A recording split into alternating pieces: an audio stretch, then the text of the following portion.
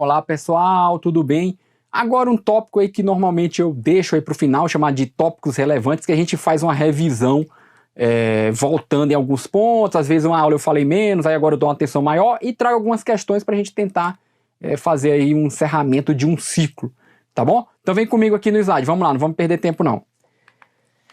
Então, alguns pontos importantes. Requisitos e sua inumerar forma. A gente viu que tem várias classificações de requisitos nessas aulas, né?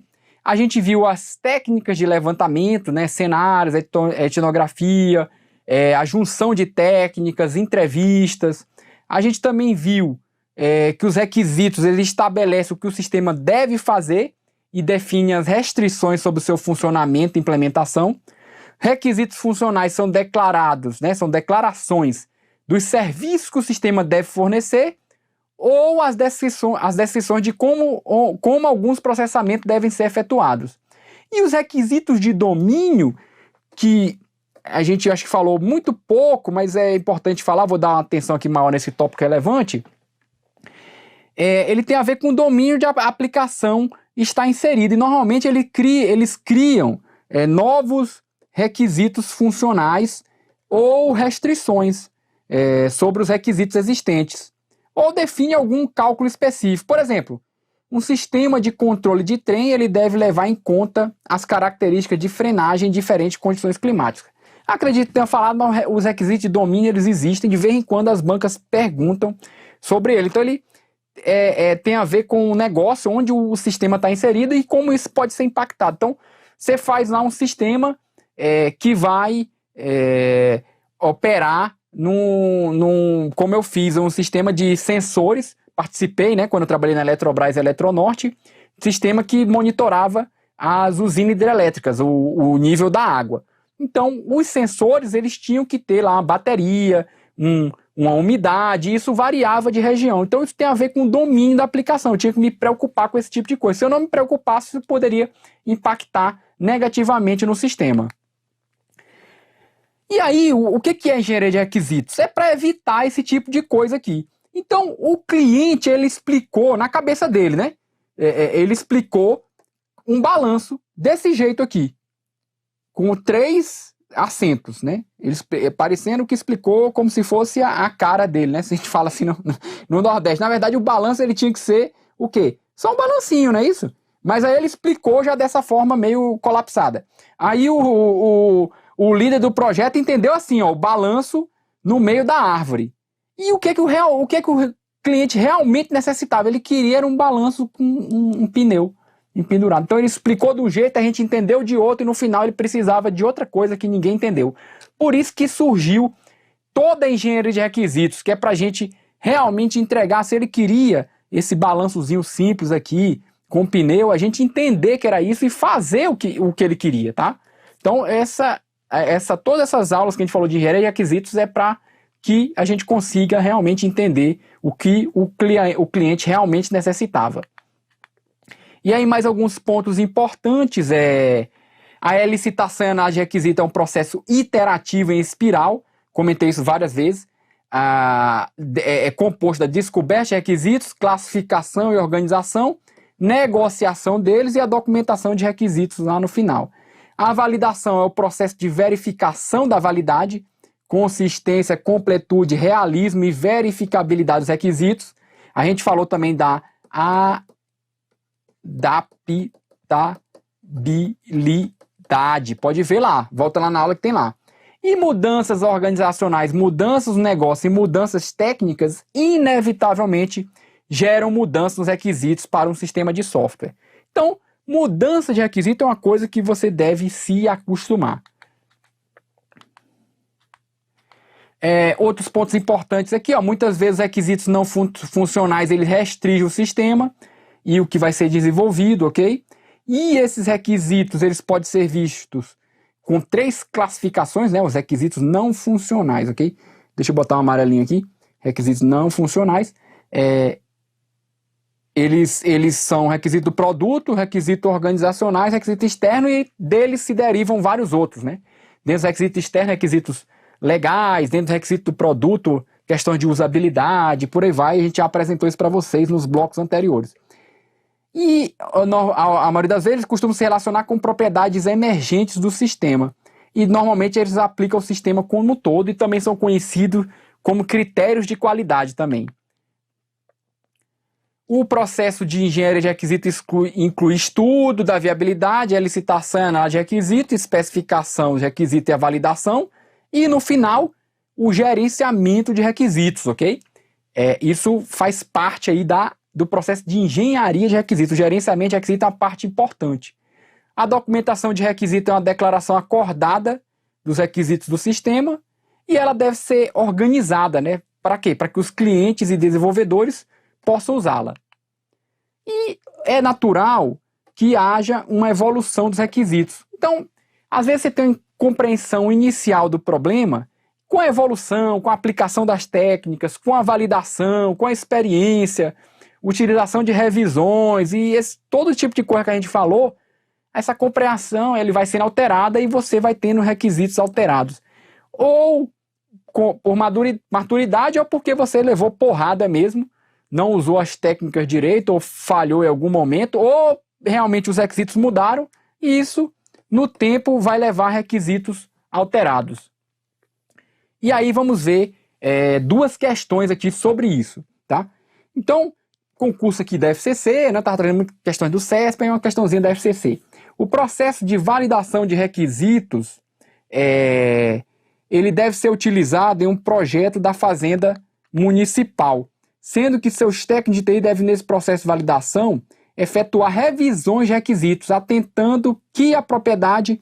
Então, eu dei mole aqui, porque essa caixinha era para aparecer depois, aí já vai facilitar a resposta. Então, a resposta é do único item que não está aqui na caixinha. Então, nessas revisões, você faz a análise a essas propriedades. São essas 4 propriedades aqui, ó. A verificabilidade, compreensibilidade, rastreabilidade e a adaptabilidade. A questão fala dessa classificação. Então, o item que está correto é a letra B. Vamos ver aqui a letra B. Dei mole aqui, que eu já botei a resposta para vocês. A adaptabilidade, o que ela faz? Verifica se o requisito pode ser alterado sem afetar de forma significativa os demais requisitos. Por isso que lá na aula anterior a gente falava da adaptabilidade. Os outros itens estão errados porque eles não representam o que cada um significa. Vamos ver aqui rapidinho, ó. Facilidade de compreensão. Analisa se o requisito pode ser excluído sem prejuízo ao sistema. Essa facilidade de compreensão é a compreensibilidade. E a pergunta que responde esse item é o seguinte: o requisito é adequadamente compreendido, ou seja, ele é compreensível, ele tem facilidade de compreensão. Lembra que a banca, você estudou os termos aqui dessa forma, e a banca pergunta assim, facilidade de compreensão. Aí você, meu Deus, não sei o que é isso. Não sabe, é compreensibilidade, ok? Letra C, rastreabilidade. Verifica se o requisito pode ser testado. Não é isso, né? Rastreabilidade é a origem do requisito, é clara. Ou então, as dependências que ele tem, né? Se ele é rastreável. Então, a origem do requisito é clara. Então, a letra C não poderia ser. Facilidade de verificação. Ele está com empolgação de querer excluir requisito, né? Examina se o requisito pode ser excluído, né? Essa facilidade de verificação é a verificabilidade, certo? A exigência realmente testável é saber se o requisito é verificável, se você pode associar um teste, como a gente comentou com vocês. E a facilidade de compreensão, mais uma vez aqui, analisa se o requisito tem sua origem diretamente estabelecida. Não é isso, né? Mais uma vez, facilidade de compreensão é compreensibilidade. Então, são as 4 propriedades que você não pode se esquecer. Aí você responderia essa questão facilmente, tá bom? No final, você não precisa decorar isso aqui. Não precisa decorar isso aqui. Você precisa entender como é que funciona a engenharia de requisitos, certo? Eu não decoro. Se me perguntasse decorado, eu errava. Agora, se eu lesse a questão, eu acertava. Pode ter certeza. Tá bom? É isso que vocês têm que procurar. O mínimo possível, decorar, entender para responder. E deixa para decorar com mnemônicos aquilo que não tem jeito mesmo, que a banca fica com decoreba às vezes, aí a gente vai pro pau e decora e acabou a conversa, o negócio é passar no concurso, não é isso? Então vamos embora. Mais uma questão, aí a gente finaliza esse bloco um pouco mais curto, só para a gente fazer um fechamento aí de tudo e ver algumas questões um pouco mais diferentes. Aí olha só, essa banca FAURGS, ela gosta de umas questões complicadas, e vamos ver aqui então. Considere as seguintes afirmações sobre a relação entre requisitos e teste de software. Aí olha só, a correção, a completude e a consistência do modelo de requisitos não terão forte influência sobre a qualidade de todos os produtos seguintes do desenvolvimento de software, pois o que importa para o teste é o código-fonte. Ixi, essa uma aí já está meio colapsada, né? A gente já conversou aí sobre a questão dos testes, nos requisitos, não é isso? E 2. Um dos princípios gerais das boas práticas de engenharia de requisitos é que os requisitos devem ser testáveis. Isto é, o requisito deve ser escrito de modo que um teste possa ser projetado para ele. Um testador pode então verificar se o requisito foi satisfeito.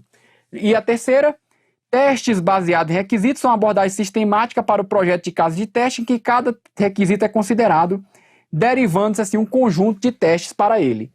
Então, gente, ficou fácil de responder. A resposta é a letra D. A primeira eu já adiantei que estava com colapso, né, com voodoo, porque ela pega e fala que você não teste é só do código-fonte. O negócio de teste requisito é palhaçada. Então não dá para afirmar isso. Por quê? Porque você tem lá no último nível, quando você assistir as aulas de teste, fala dos testes de aceitação. E os testes de aceitação, às vezes, eles são na estratégia de caixa preta. Então, vem comigo aqui para a gente ir encerrando.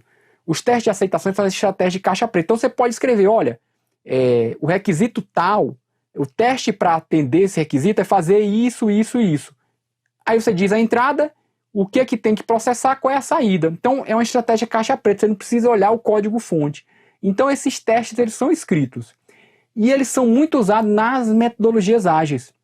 Lá em XP fala muito dos testes de aceitação. Fala dos testes unitários, lá no começo, com TDD, mas fala dos testes de aceitação para ver se o produto está atendendo a necessidade do usuário. Então, se o requisito que ele pediu está virando código-fonte. Perfeito? Questão bem simples, volta comigo aqui mais uma vez. Então, só poderia ser letra D, porque o item 2 e o item 3 estão corretos, o item 1 está incorreto. Aí a gente encerra, né? Tem aqui o gabarito no final, né? E vem comigo aqui. A gente encerra aqui esses tópicos relevantes falando uma visão geral aí do que a gente viu no nosso curso e algumas questões um pouco diferentes para você ver que as bancas estão cobrando. Espero que tenham gostado. Se preocupa com aquelas propriedades, a gente já tinha falado, mas fica aqui mais um resumo. E no final agora, façam bastante exercício. Você tem acesso à plataforma, tem acesso ao banco de questões. Pega lá um monte de questões sobre engenharia de requisitos, vai respondendo para ver se você consegue acertar, tá bom? Espero que tenham gostado. Peço encarecidamente que avalie com 5 estrelas, tá bom? Essa aulinha aqui. Não gostou, não entendeu? Manda uma dúvidazinha lá no fórum que a gente responde aí com o maior prazer. Valeu? Então, gente, tchau, tchau e até mais.